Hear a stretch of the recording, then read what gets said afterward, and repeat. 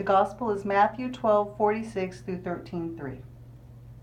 When he was still talking to the multitudes, behold, his mother and brothers stood outside seeking to speak with him.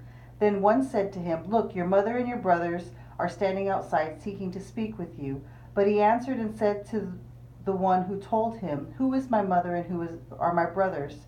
And he stretched out his hand toward his disciples and said, Here are my mother and my brothers. For whoever does the will of my Father in heaven is my brother and sister and mother.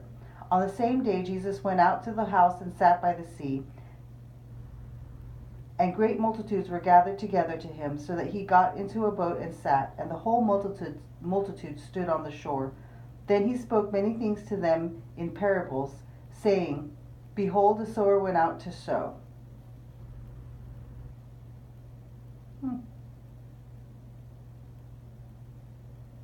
Christ's relatives have not yet understood his identity and his mission.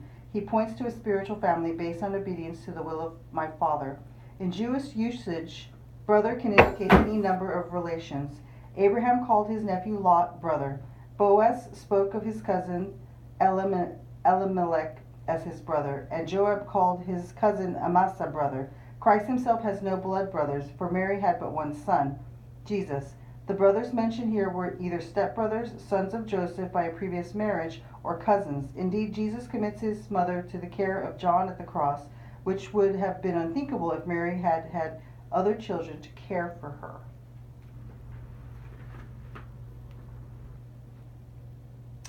Psalm 27. I think we read this one. Psalm 28. Bring to the Lord, O you sons of God. Bring to the Lord the sons of rams. Bring to the Lord glory and honor. Bring to the Lord the glory due his name. Worship the Lord in his holy court. The voice of the Lord is upon the waters. The God of glory thundered. The Lord is upon the many waters. The voice of the Lord is strong. The voice of the Lord is full of majesty. The voice of the Lord shatters cedars, and the Lord shall grind to powder the cedars of Lebanon. And he shall grind them fine like the young bull and like Lebanon. But his beloved shall be like a son of unicorns. The voice of the Lord cuts through the fiery flames. The voice of the Lord shakes the desert, and the Lord will shake the desert of Kadesh.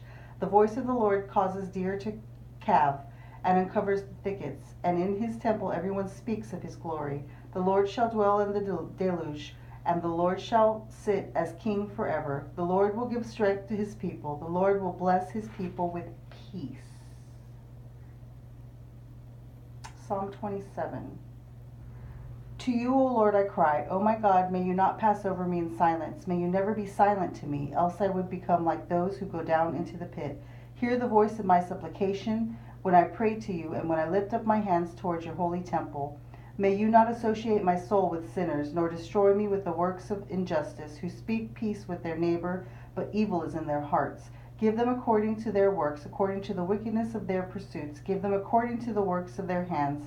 Return to them their due reward, because they do not understand the works of the Lord, nor the deeds of his hands. You will destroy them and never rebuild them. Blessed is the Lord, because he heard the voice of my supplication. The Lord is my helper and my champion. In him my heart hoped, and I was helped, and my flesh revived, and I will give thanks to him willingly. The Lord is the strength of his people, and the protector of the salvation of his anointed. Save your people and bless your inheritance, and shepherd them and raise them up forever. Amen.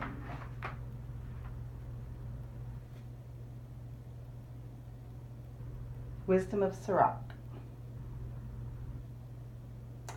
The man who loves his son will chastise him often, so he may rejoice in him in his later years. God believes in discipline. Hebrews 12:5-10 reveals how the Lord disciplines his children and asks the question, what son is there whom a father does not chasten? That was the footnotes. He who disciplines his son will profit by him and boast of him among acquaintances. The man who teaches his son will make him jealous and will rejoice exceedingly over him among friends. When his father dies, it is as though he is not dead, for he left behind one like himself. While he lived, he saw and rejoiced in him, and when he died, he was not grieved. Before his enemies, he left behind an avenger, and to his friends one who repays favors. He who spoils his son will bandage his wounds, and at every cry his heart will ache. A horse not broken turns out to be stubborn, and a son allowed to run wild turns out to be headstrong. Pamper a child, and he will frighten you. Play with him, and he will grieve you. Do not laugh with him, lest you suffer with him, and gnash your teeth over him at last. Do not give him authority while he is young. Bruise his ribs when he is young, lest he become stubborn and disobey you. Discipline your son and work with him, so he will not embarrass you with his behavior. Ooh.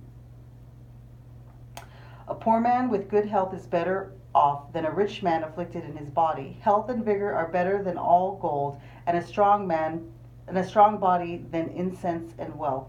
No, and a strong body than immense wealth. There are no riches greater than health of body, and there is no gladness above joy of heart.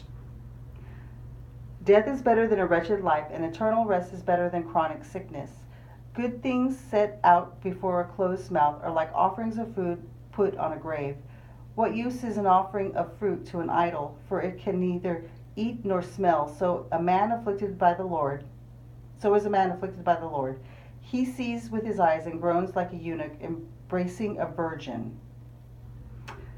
Do not give yourself over to sorrow, and do not distress yourself deliberately. Gladness of the heart is the life of man, and rejoicing by a man lengthens his life. Love your soul and comfort your heart, and put sorrow far away from you, for sorrow has destroyed many, and there is no profit in it. Envy and anger will shorten your days, and worry will bring premature old age. A man with a good and cheerful heart will pay attention to the food he eats. Amen. Have a wonderful day.